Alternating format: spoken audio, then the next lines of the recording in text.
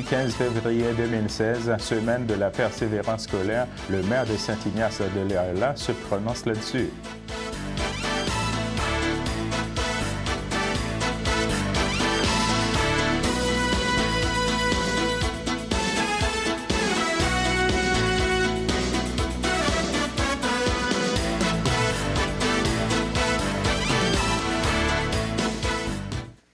Alors tout d'abord, bonjour à tous, bienvenue dans notre bulletin quotidien de CTRB. Et bien justement, avant de commencer avec la journée de la persévérance scolaire, plus précisément la semaine de la persévérance scolaire, je vais vous parler de l'oncle Jacques Villeneuve qui a participé au Grand Prix de Valcourt. Et bien Jacques Villeneuve, semble-t-il, a pris part à sa dernière compétition de motoneige le week-end dernier à Valcourt en Estrie. Blessé probablement au genou lors d'une violente sortie de piste survenu pendant les qualifications du dimanche matin, le pilote de 62 ans a déclaré au réseau des sports qu'il prenait pour de bon sa retraite, qu'il n'avait plus la forme nécessaire pour performer sur les circuits glacés. La motoneige de Jacques Villeneuve a percuté à vive allure les balles de foin bordant la piste. Le pilote de Saint-Cuthbert n'a pas voulu qu'on le transportait à l'hôpital, mais il avait le genou et le talon en feu selon ses dires. Rappelons que Jacques Villeneuve lui avait annoncé sa retraite un an plus tôt à 99,99% et a finalement décidé de se retourner en piste cet hiver. Il a passé les dernières semaines à préparer ce retour dans son atelier. Il se disait prêt, lui qui aussi lutté contre le cancer ces derniers mois. Plusieurs fois champion du monde et auteur de nombreuses victoires en course de motoneige, Jacques Villeneuve semble cette fois-ci bien décidé à accrocher son casque. Le Grand Prix de Valcourt, qui a largement contribué à faire de lui le champion que l'on connaît aujourd'hui, pourrait bien avoir été l'endroit de son tout dernier tour de piste. Eh bien, si la 32e édition du Grand Prix de skidoo de Valcourt n'a pas porté chance au vétéran Jacques Villeneuve, eh bien, cette épreuve a toutefois souri à un autre compétiteur de la région, Maxime Sylvestre de Berthierville. Le Grand Prix, en plus des courses de motoneige, offrait au public des épreuves de moto sur glace. Maxime Sylvestre a remporté les grands honneurs de cette discipline spectaculaire. Celui qui tient les guidons de la moto numéro 77 a remporté la grande finale des 8 tours de piste à 0,95 secondes devant son plus proche rival. Maxime sera à surveiller lors du Grand Prix des Îles qui sera à l'île du Pas le 27 février prochain. Le pilote de chez nous retient l'attention de la série AMA Supermoto, un championnat relevé. Maxime Sylvestre participera en août prochain au Grand Prix de Trois-Rivières. Le Grand Prix se présentera pour la première fois une compétition de moto et le pilote Berthelet sera présent sur la ligne de départ. Eh bien, on va parler d'un autre champion aussi de la région. Il s'agit maintenant de Louis-Pierre Elie. Eh bien, selon Sportscom, Louis-Pierre Elie a atteint la finale d'une épreuve de la Coupe du monde de ski cross pour la première fois de sa carrière dimanche. Le Québécois a pris le 4e rang de la compétition présentée à Hydre en Suède. Le skieur de Berthierville a donné ses vagues de la ronde des 64 et 8e de finale de quart de finale. Il a ensuite pris le 2e rang de sa demi-finale, gagnant sur place sur la ligne de départ de la ronde ultime. Justement, au cours de cette compétition, le Suédois Victor Lynn Norbert a remporté cette dernière épreuve de ski cross présentée à Hydre en Suède ce week-end. Il s'est imposé devant l'Autrichien Thomas Zengel et le Suisse Jonas Lendler. Quant au Montréalais Chris Del Bosco qui s'est retrouvé en petite finale aux côtés de son coéquipier Brady Lehman, Del Bosco a été le plus rapide du groupe, devançant l'athlète de Calgary et s'emparait du 5e rang.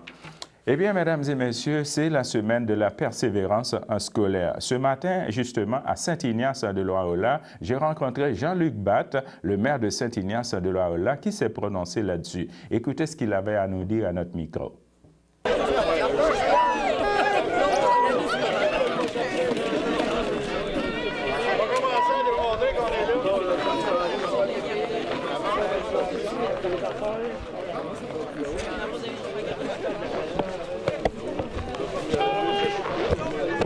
Aujourd'hui, on est ici à l'école de Saint-Ignace de Loyola. Donc, je sais que c'est la semaine de la persévérance scolaire.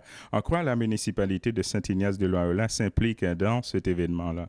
Bien, écoutez, moi, je trouve que c'est très important que la municipalité s'implique dans la semaine de persévérance scolaire. C'est pour venir encourager nos jeunes qui sont ici, qui, pour moi, puis même pour le conseil, c'est notre relève, c'est nos futurs enseignants, nos futurs pompiers, policiers.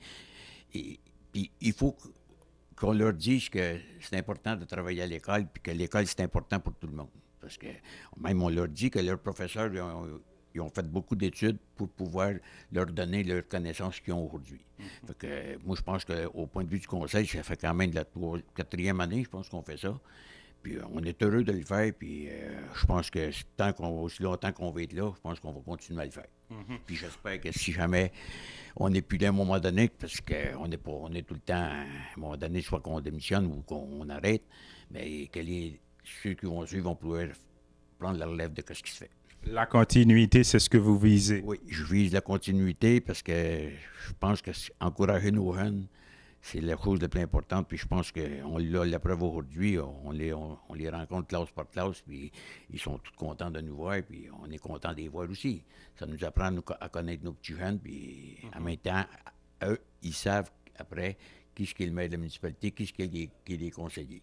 Donc, je pense que c'est une bonne chose qu'on fait. Donc, la municipalité offre une visibilité à la commission scolaire des Samas ainsi qu'à l'école de Saint-Ignace de Loyola pour une telle journée comme ça. Oui. Oui, puis en plus, ben, dans la journée qu'on est là, on leur remet tout un petit carton de persévérance scolaire. Puis en même temps, il a été signé par tous les membres du conseil.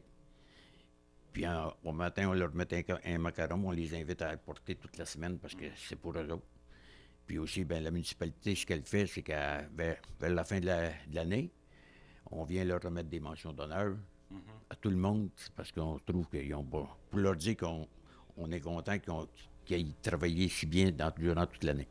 Dis-moi, M. Batt, à part ça, est-ce que la municipalité fait des journées portes ouvertes justement pour les jeunes, les parents, accompagnés de leurs parents, pour aller visiter les locaux de la municipalité et tout? Non, ça ne s'est pas fait encore, mais c'est une chose qu'on envisage à vouloir faire, même autant pour les parents que pour les jeunes, parce qu'il y en a beaucoup. C'est sûr que nos locales, c'est pas long à visiter, mais pour rencontrer le monde, ce serait une chose qui serait... moi, je pense que ce serait une bonne affaire de le faire à un moment donné, durant l'été ou je sais pas quand, faire une ouverture pour que les membres du conseil soient là, pour qu'on reçoive les gens, pour qu'ils savent aussi qui est leur conseiller, parce qu'il y en a beaucoup, vous savez, que dans la politique municipale, ils ne s'impliquent pas, puis ils suivent pas ça. Je pense que ce serait une bonne chose qu'on démarre ça. Je vous remercie, M. Batt, pour votre disponibilité. Ça me fait plaisir. Merci. Et bonne journée à vous. Eh bien, voici maintenant la programmation de CTRB en ce début de semaine du 15 février. Eh bien, justement, de 7h30 à 12h30, c'est le babillard. De 12h30 à 13h, c'est le bulletin de nouvelles que vous écoutez présentement avec moi. De 13h à 13h30, capsule verte. De 13h30 à 14h, sonne cloche. De 14h à 15h, c'est relais du Cantui. De 15h à 16h, c'est partage des ondes. De 16h à 16h30, c'est l'émission sur les routes du monde. De 16h30 à 17h, ça va être une conférence de presse sur région du Charme. De 16h30 à 17h également, conférence de presse sur région du Charme. De 17h à 18h, ça va être une autre conférence de CABA sur justement l'action en logement. De 18h à 18h30, ça va être bulletin de nouvelles, la reprise. De 18h30 à 19h, ça va être conférence de presse région du Charme en reprise. De 19h à 19h30 sur les routes du monde. De 19h30 à 20h30, ça va être la conférence de presse au CABA. De 20h30 à 21h, ça va être capsule verte. De 21h à 22h, ça va être partage des ondes. De 22h à 22h30, ça va être son cloche. De 22h30 à 23h30, ça va être la reprise du relais du Cantui. De 23h à minuit, ça va être la reprise de capsule verte. Et pour clore la soirée, de minuit à minuit 30, ça va être la reprise du bulletin de nouvelles que vous écoutez présentement avec moi. Alors, mesdames et messieurs, on va s'arrêter là pour une petite pause. Moi, mon plan, c'est d'être capable d'en mettre de côté. Moi, mon plan, c'est de travailler encore longtemps. Ça me garde jeune, et en plus, j'y gagne. Moi, mon plan, c'est d'en faire un peu plus pour aider ma famille.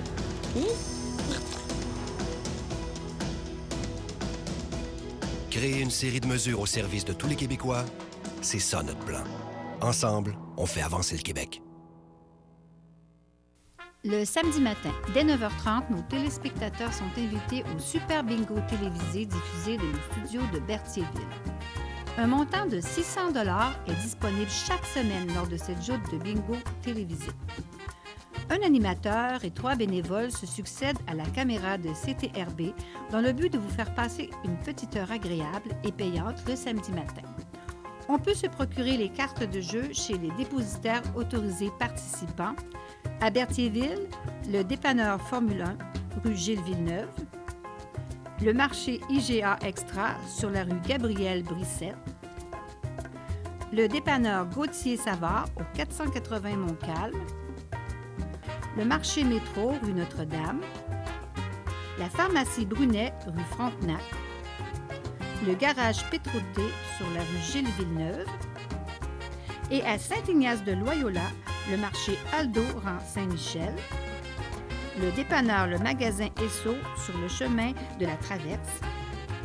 Et c'est un rendez-vous tous les samedis matins à 9h30 sur les ondes de CTRB, votre télévision régionale et communautaire.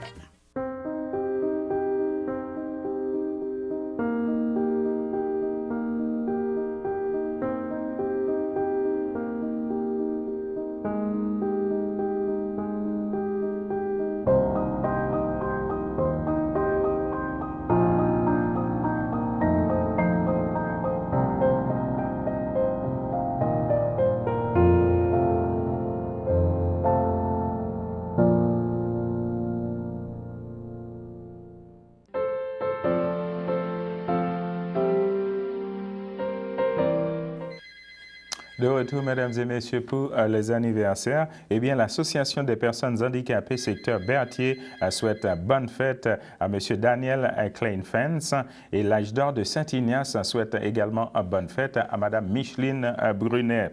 La FADOC de l'île du Pas souhaite également bonne fête à Mme Solange Dubé, à M. Alain Giroux et à Mme Francine Benoît, également à M. Régent Vignola. La FADOC de l'île du Pas invite le public à assister à l'une de ces conférences sur une exposition dénommée Dans le Griffe au Centre d'histoire de Montréal, suivie d'une croisière à bord du bateau-mouche au quai Jacques-Cartier au Vieux-Port de Montréal. Il va y avoir également une visite du quartier chinois et une visite du musée Grévin au Centre-Hilton. En date du 16 juin 2016, eh bien, le prix de participation, ce sera 159 $ par personne. Il va y avoir également un voyage à l'Oratoire à Saint-Joseph.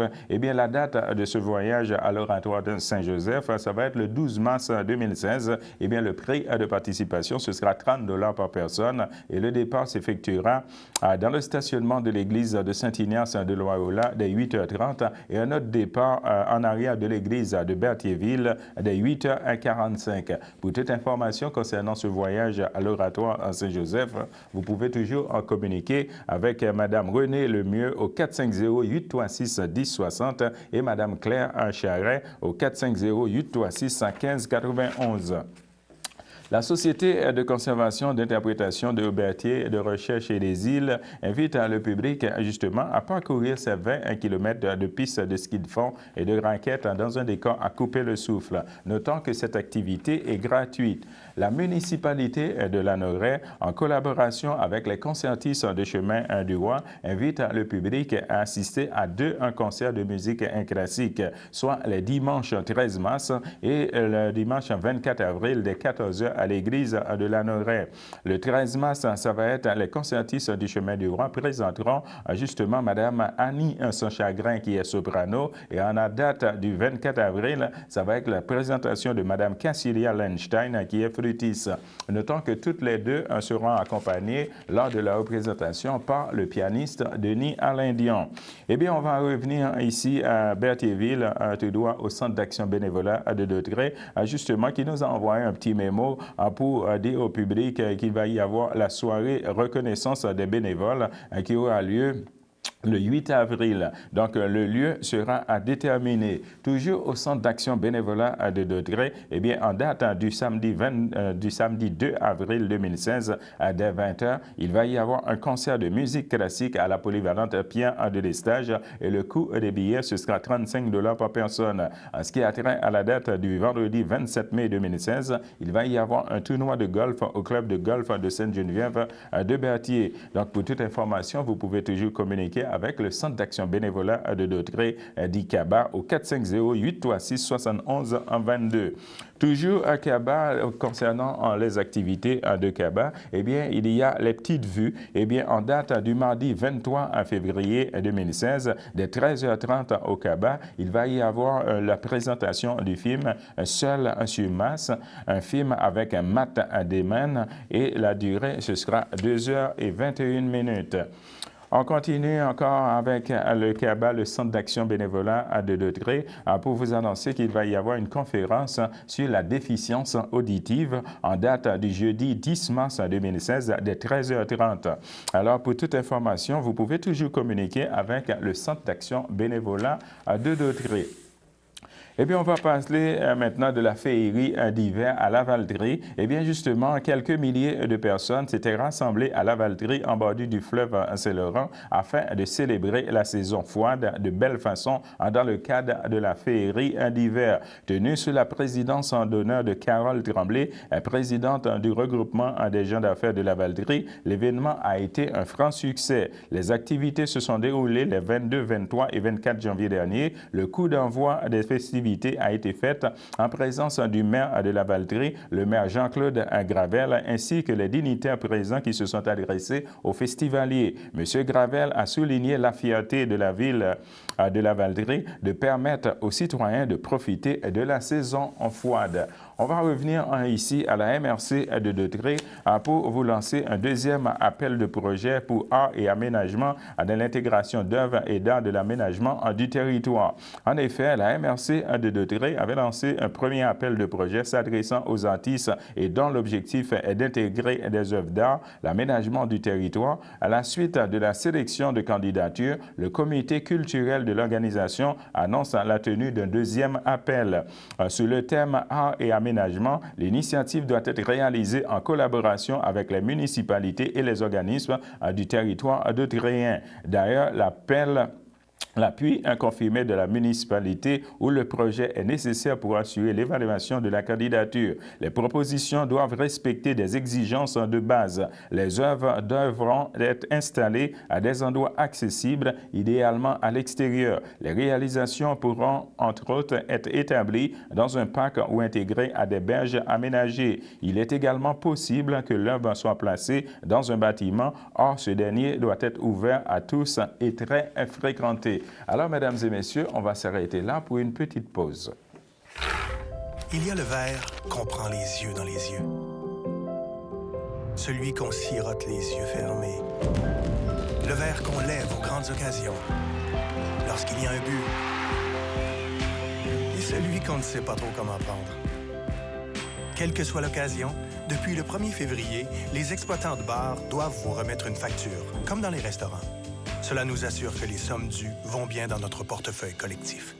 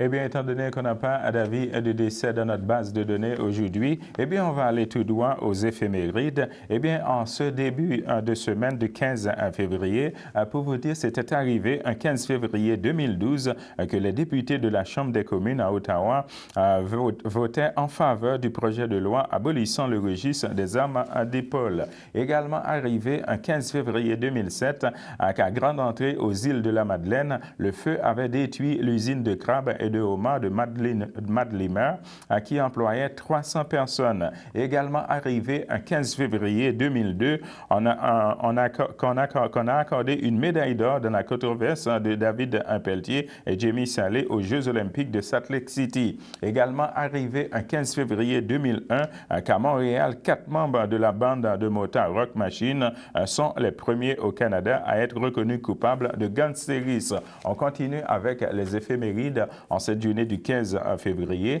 Eh bien, pour vous dire, c'était arrivé un 15 février 1965 que le drapeau à feuilles d'érable a été déployé pour la première fois sur la colline parlementaire à Ottawa. Eh bien, c'était également arrivé un 15 février 1957, la fusion de la Fédération des unions industrielles du Québec et de la Fédération provinciale du travail a créé la Fédération des travailleurs du Québec.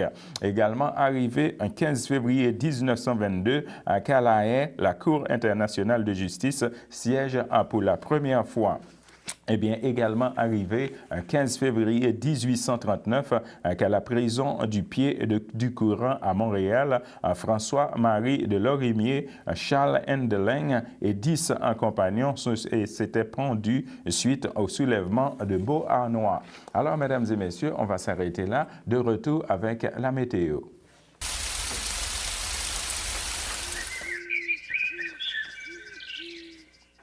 Eh bien, à Berthierville, présentement, on a un ciel dégagé, un maximum de moins 20 degrés Celsius et un temps ressenti de moins 25 degrés Celsius. Pour ce qui est de lundi dans l'après-midi, on va avoir un ciel généralement ensoleillé avec un maximum de moins 13 degrés Celsius et un temps ressenti de moins 19 degrés. Pour ce qui est de lundi dans la soirée, on va avoir un ciel nuageux avec quelques flocons et un maximum de moins 13 degrés Celsius et un temps ressenti de moins 18 degrés. Pour ce qui est de lundi dans la nuit, on va avoir un ciel avec faible neige, un maximum de moins 8 degrés Celsius et un temps ressenti de moins 13 degrés. Pour ce qui est de mardi dans la matinée, on va avoir un ciel avec neige et un maximum de moins 4 degrés Celsius et un temps ressenti de moins 9 degrés. Eh bien, justement, parlant de la neige, mesdames et messieurs, eh bien, le peu d'enneigement des sentiers a augmenté le risque d'accident de motoneige selon un article apparu dans le journal d'Action d'Autrey. Eh bien, 3 accidents de motoneige, dont 2 impliquant des touristes, se sont survenus depuis une semaine dans le nord de la Naudière. Triste coïncidence ou matière à réflexion pour les locataires de véhicules récréatifs hors route. Dans le dernier cas survenu le mardi 9 février, l'homme de 60 ans aurait perdu le contrôle de la motoneige pour aller percuter un arbre. Blessé gravement, il est décédé par la suite. Une semaine plus tôt, 2 touristes français ont subi des blessures mineures après une fausse manœuvre qui a provoqué une collision sur un rocher. Alors, mesdames et messieurs, c'est ce qui complète notre bulletin de nouvelles pour CTRB en ce début de semaine qui est le lundi 15 février. Alors, je vous donne rendez-vous demain dès 12h30. Bonne fin de journée à vous sur notre antenne. Merci.